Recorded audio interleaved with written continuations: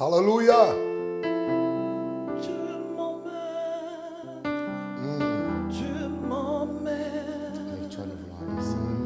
de gloire en gloire, de gloire en gloire. Tu m'emmènes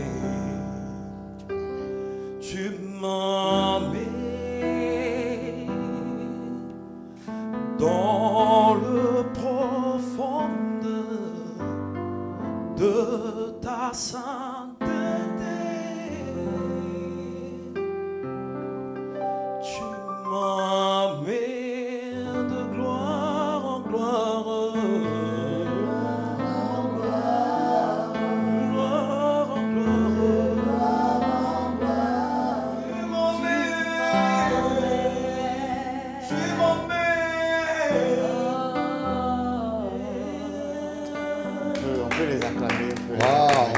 Formidable.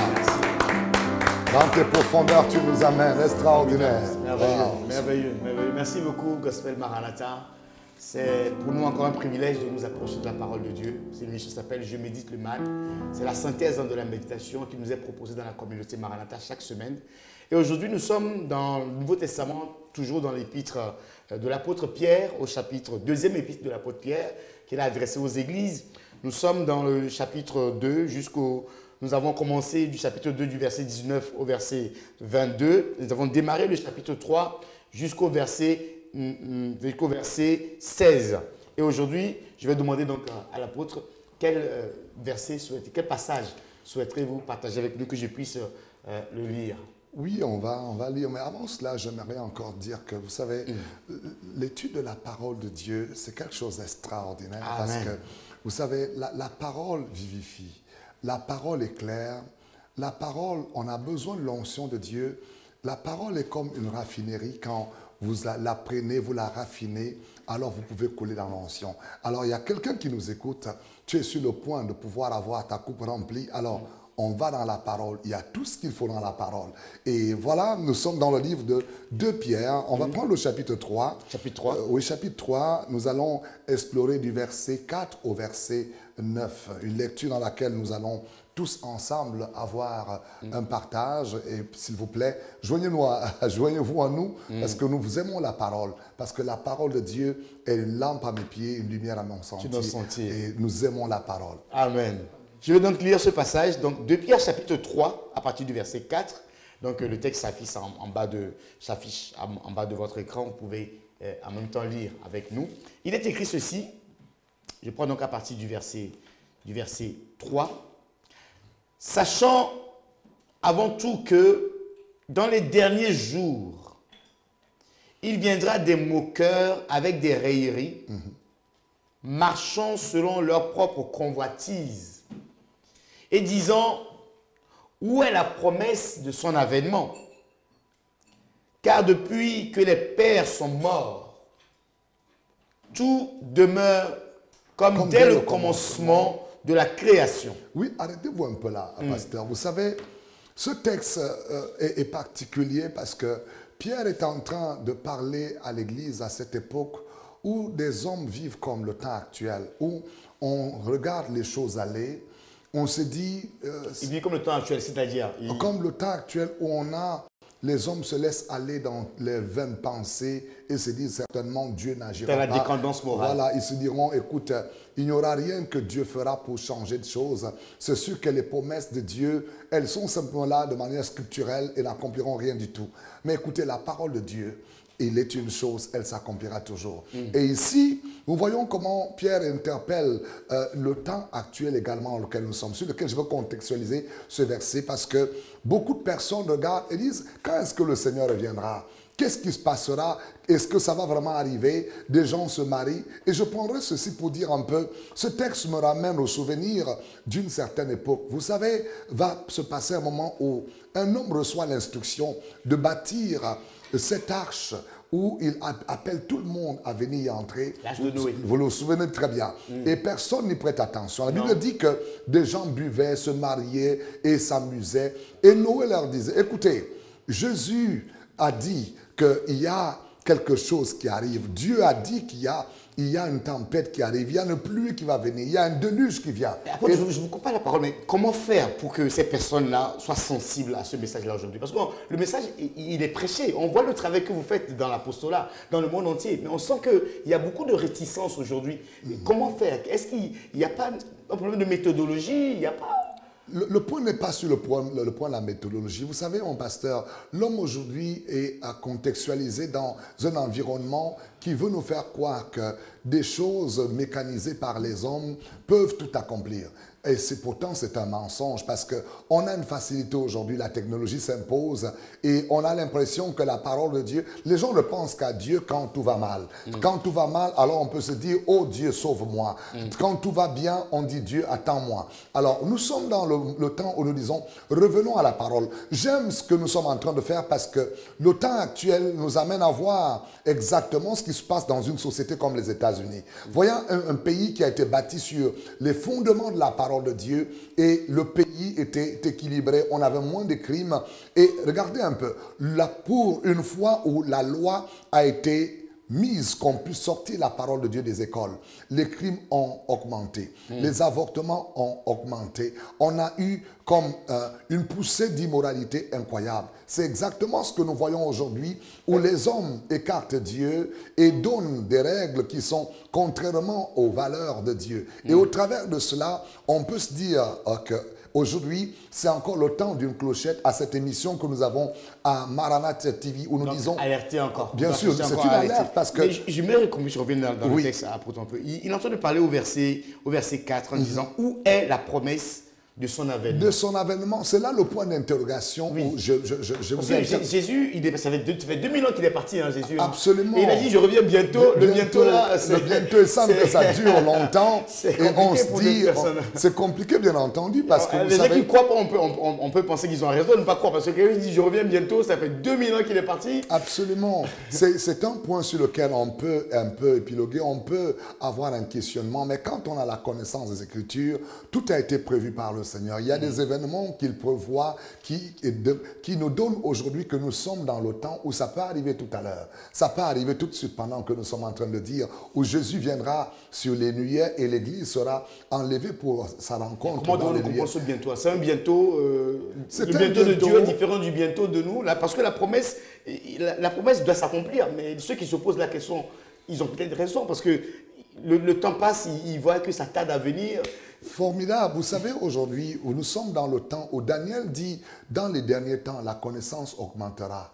Et le livre a été scellé et nous sommes dans un temps où, si Dieu ne vous décèle pas avoir la connaissance des Écritures, vous pouvez être comme aveuglé, pourtant vous avez des yeux. Comme quelqu'un qui est sourd, pourtant vous avez des oreilles pour entendre. Mais nous sommes là pour dire que nous ne voulons pas voir un homme aller à la déchéance, celle de pouvoir ne pas être accompli dans le plan de Dieu. Dieu ne nous a pas créés pour que nous puissions séjourner l'éternité en enfer. Dieu veut que nous puissions vivre l'éternité avec lui. D'ailleurs, quand Dieu crée l'homme dans la pensée de l'homme qui crée en son image et en sa ressemblance. Allons-y à cette base pour dire que l'amour de Dieu qui se manifeste aujourd'hui est de donner le ton de l'alerte. Cette alerte qui est de dire encore aux hommes et aux femmes, écoutez, nous voulons absolument que les hommes tournent leur regard vers le ciel parce que quand on parle de cet avènement où les gens se posent la question de l'avènement de Jésus, le bientôt, vous l'avez dit, peut paraître pour des personnes un temps qui n'arrive pas. Écoutez. Il y a quelque chose qui est troublant ici au verset 7. Je voudrais que vous puissiez donner quelques éclaircissements pour nos téléspectateurs. On y va. Il dit, les cieux et la terre d'à présent sont gardés. Donc, on parle du temps présent. Donc, là, on a quitté le bientôt, on est dans le présent, on a quitté les temps anciens, réservés pour le feu, pour le jour du jugement et de la ruine des hommes impies.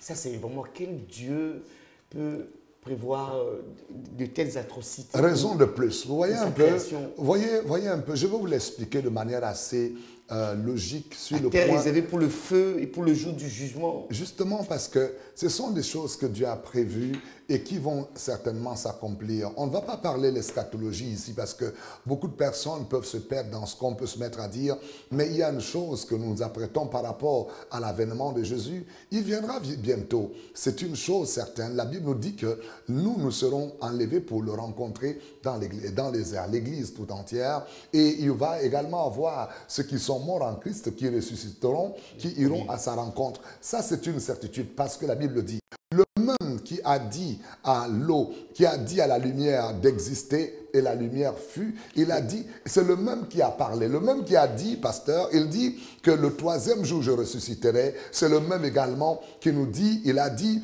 à ses disciples, il est mieux pour vous que j'aille vers le Père, je vous enverrai le Saint-Esprit, et il a envoyé. Il est le même qui a promis dans sa parole qu'il reviendra certainement pour nous emporter dans les nuées afin d'avoir les festivités avec lui. Et mais voici, vous autres, mais comment faire pour que les gens puissent éviter le feu et le jugement? Justement, je viens rapidement pour dire que ceux qui veulent aujourd'hui encore discuter de la parole de Dieu, et soyez-en certains que la parole de Dieu est certaine, elle va s'accomplir. Et Dieu est derrière sa parole pour l'accomplir. Moi, je n'ai pas de doute à cela, au point où aujourd'hui, nous interpellons un homme qui nous écoute à cette méditation. C'est simplement pour vous dire, écoutez, ne soyez plus à être comme aveuglés, comme totalement sourds de ce que Dieu est en train de dire. Il y aura un temps où ce sera trop tard. Le temps du trop tard, nous ne voulons pas le vivre parce que Dieu interpelle ici et montre un peu ce qui va arriver. Dites-vous bien, pasteur, vous savez qu'il y a devant vous un fossé et vous êtes un bon chauffeur, vous avez un beau véhicule et vous savez que vous allez tomber dans ce fossé, il est devant vous. Qu'est-ce que vous faites quand on vous donne cette alerte de vous arrêter? Arrêtez-vous. Et ça, c'est important. Donc, aujourd'hui, les hommes ont un choix. Et je veux parler sur la puissance du choix également par rapport à la parole de Dieu. Là, parce que là, on va passer au test de l'Ancien Testament. Parce que là, je sens que ça coule de source, l'apôtre. Mais c'est pourquoi nous sommes là. On va plonger, bien sûr. On va plonger dans un temps d'adoration avec un gospel Maranatha et on va revenir dans notre texte de l'Ancien Testament. Apôtre. Excellent. Merci excellent. beaucoup. Merci vraiment, beaucoup. c'est très, très enrichissant. Donc, c'est très important de pouvoir garder la parole de Dieu à l'esprit. Et surtout de faire le choix à suivre ce que Dieu a dit. Dieu a dit, tout à fait. Tout à fait. Seigneur, son esprit est là, la main nous touche, la main nous touche, sa main nous touche, son esprit est là. Sa main nous touche, sa main nous touche, sa main nous touche. Son esprit est là, son esprit est là.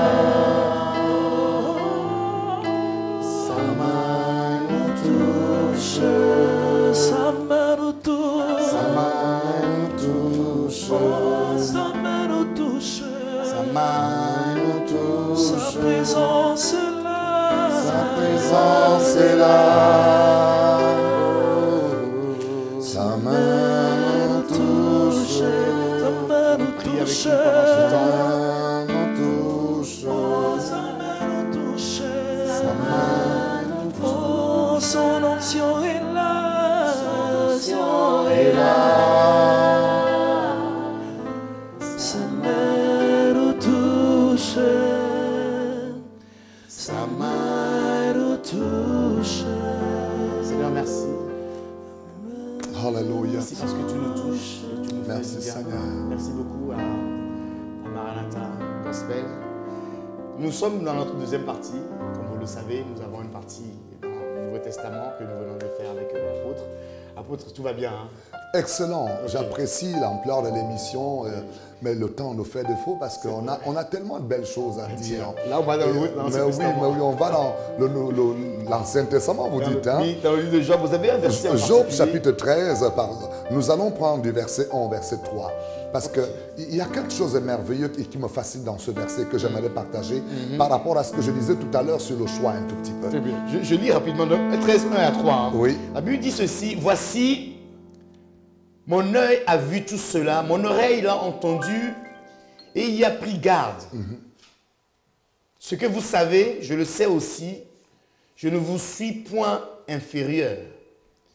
Mais je veux parler au Tout-Puissant, je veux plaider ma cause devant Dieu. Wow. Écoutez, il y a ici un homme qui comprend qu'il y a au-dessus de tout ce qu'on peut vivre une cour suprême. Et vous savez, à la Cour suprême de Dieu, ce qui est Là, ma merveilleux. question, c'est Job. Hein. Justement, à la Cour suprême de Dieu, c'est l'endroit où on peut aller plaider et avoir les résultats qu'aucun homme ne peut nous donner. Et par rapport à ça, je contextualise un peu, oui, la Cour suprême de Dieu. Sur cette terre ou Mais je parle de choses il y a spirituelles. TPI, il y a la Mais cour, bien sûr, vous savez, la Cour suprême de Dieu, elle est celle qui régit toutes les cours. Quand on parle de juge sur la terre, justement, il y a ce juge suprême qui est sur le plan spirituel, qui peut toucher le cœur de tous les juges. Et ça, c'est important de voir où un homme va chercher sa ressource quand tout va mal. Et c'est un choix. C'est pourquoi il faut croire à la parole de Dieu. Parce que quand on parle de guide spirituel, il y a des choses qui apportent des résultats extraordinaires quand on a la connaissance dans la parole. Et je parlais tout à l'heure de la puissance du choix. Voici un homme qui est accablé et qui vit un temps particulier. Et qui réalise que au-dessus de tout ce qu'on peut vivre, il y a un endroit où je peux faire un choix d'aller chercher les ressources surnaturelles. Et Job se tourne vers là pour aller plaider sa cause et de pouvoir comprendre que devant ce Dieu, il peut y entrer.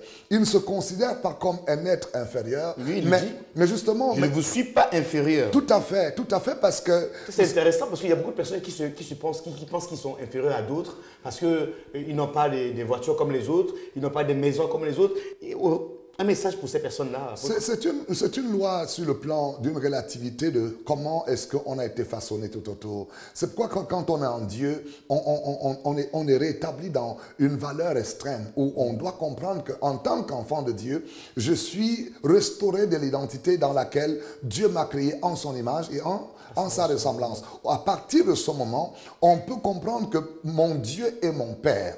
Je peux aller vers lui et je peux aller chercher des ressources qu'aucun homme ne peut me donner. Et ça, c'est important parce que quand on est hors de Dieu, alors là, on peut se retrouver dans un peu ce qu'on appelle souvent un être qui s'identifie un peu à l'être animal parce qu'on est totalement sorti de la raison et du fond qui pourrait nous donner tout ce qu'il faut pour que nous ayons le meilleur du ciel. Alors, Job le comprend ici. Il dit, mais je vais parler au Tout-Puissant. Mais oui. Comment parle-t-on au Tout-Puissant? Parce que le Tout-Puissant, parce que déjà, le président terrestre, pour les approcher, je vois le président Macron, le président de notre nation française, pour l'approcher, il y a tout un protocole. Mais là, Job est en train de dire, mais je veux parler au Tout-Puissant. Donc, on a un accès aussi facile auprès du Tout-Puissant. C'est tellement formidable, pasteur, parce que cette question, tout le monde se la pose et on se dit, comment est-ce possible un Dieu que je ne vois pas? Je parlais à un jeune qui me dit un jour, je ne vois pas Dieu, mais peux-tu m'expliquer ce Dieu que je ne vois pas? Et une question qui m'a un peu bouleversé, c'est que je le voyais préoccupé et je me dis à ce jeune, est-ce que tu es certain que tu ne crois que ce qu'à ce que tu vois? Il me dit, je ne crois qu'à tout ce que je vois. Et je lui dis, regarde, depuis que tu es né, il y a à l'intérieur de toi un cœur. Tu es d'accord avec moi? Il me dit oui. Je dis, as-tu déjà vu ton cœur? Non. Je dis, mais il existe pourtant. Écoutez, il y a des choses que nous ne voyons pas, mais pourtant nous vivons avec ces choses. Et nous savons qu'elles sont là. Autant je voudrais dire à quelqu'un qui se doute que Dieu existe, il est esprit. Et d'ailleurs, je vais expliquer à ce jeune homme, au-delà seulement de croire que ce que vous voyez, vous êtes, votre être est d'abord esprit. Vous êtes un esprit. Et pendant que je lui explique, je dis, regarde un peu, il t'arrive drôlement que tu dormes et que tu vois des choses dans un rêve et demain, tu réalises que j'ai vu de telles choses. C'est ton esprit qui a pu voir à l'avance ces choses. Et voici, quand on parler à Dieu, Dieu est esprit, Dieu nous écoute. Dieu, c'est un Père qui a autant avec nous, comme nous le sommes, et il a une oreille qui entend, il a des yeux qui peuvent voir. Et comment concrètement justement, parler à Dieu. Concrètement, parce que là, je vous parle. Si je demande audience auprès de l'Élysée, je pourrais aller parler au président Macron. Mais concrètement, comment je peux... Je me dis, je veux parler au Tout-Puissant. Comment parle-t-on au Tout-Puissant? Formidable, mon pasteur. Je suis en train de développer quelque chose qui nous amène à comprendre que c'est autant facile et autant... facile, je dis autant facile, c'est de s'approcher de Dieu parce que, réaliser, Dieu est un bon Père. Et il attend que toutes les fois, on se tourne vers lui. Et la forme idéale de pouvoir se tourner vers Dieu et de pouvoir avoir la capacité d'être entendu, c'est d'abord, avoir Jésus-Christ comme Seigneur et Sauveur parce qu'au travers de Jésus, nous sommes justifiés. C'est la raison pour laquelle, vous qui nous écoutez, si vous n'avez pas encore reçu Jésus, c'est l'occasion de le faire aujourd'hui parce que Jésus nous justifie et nous avons le libre accès à pouvoir entrer à la Cour suprême. Je reviendrai là-dessus si on aura le temps. Parce qu'à la Cour suprême, Dieu est capable de vous donner le résultat le résultat qu'aucun homme ne peut vous donner. Alors, voici donc au travers de Jésus qui dit « Je suis le chemin, la vérité et la vie ». Quand on a Jésus, on a une facilité extrême. On peut s'adresser directement au Père. Il est capable de nous écouter. Et ça, c'est le meilleur moyen. Parce que moi, par exemple, quand j'étais un pécheur, je n'arrivais pas du tout à croire que Dieu pouvait m'écouter. Mais quand j'ai reçu Jésus dans ma vie, ce fut extraordinaire de savoir que Dieu peut m'entendre également. Donc, l'élément incontournable pour pouvoir s'adresser au Tout-Puissant, c'est d'avoir Jésus. Il faut absolument, un, avoir Jésus. Je donne une méthodologie. Deux, on peut parler à Dieu quand on a Jésus par la prière. On peut parler à Dieu dans sa chambre, dans son lit. Il est un bon Père, il nous écoute. Il est proche de nous comme vous êtes à côté de moi.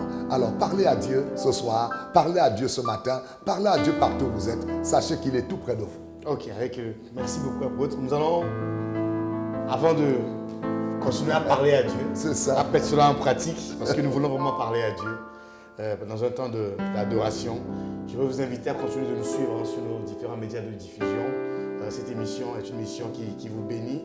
Faites-le nous savoir sur les réseaux sociaux, sur Instagram, sur Facebook, sur notre télévision à part entière, sur Internet, www.maranatatv.fr. Nous sommes également présents dans notre radio Maranatha.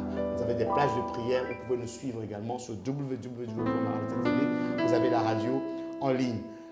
Nous allons finir dans un temps d'adoration. Nous voulons parler à Dieu dans l'adoration avec notre chère chorale Maranatha Gospel. Merci beaucoup, apôtre. Merci beaucoup. Et puis, je n'aime pas quitter comme ça sur une plateforme aussi merveilleuse sans dire à un homme combien vous êtes béni d'être à cette émission. Et nous prions également que cette chaîne de télévision, qu'elle aille avec gloire. Et ma parole prophétique sur cette chaîne de télévision, c'est que de gloire en gloire, que le Seigneur vous amène. Surtout, aimez Jésus, lisez la parole, mangez la parole. Et Jésus dit une chose que j'aime beaucoup. Il dit, on revient certainement. C'est beau. À très bientôt. Merci de nous suivre. Ciao. Maranatha Gospel. Nous sommes... Emmène-moi. Emmène-moi. Emmène-moi. Encore auprès de toi.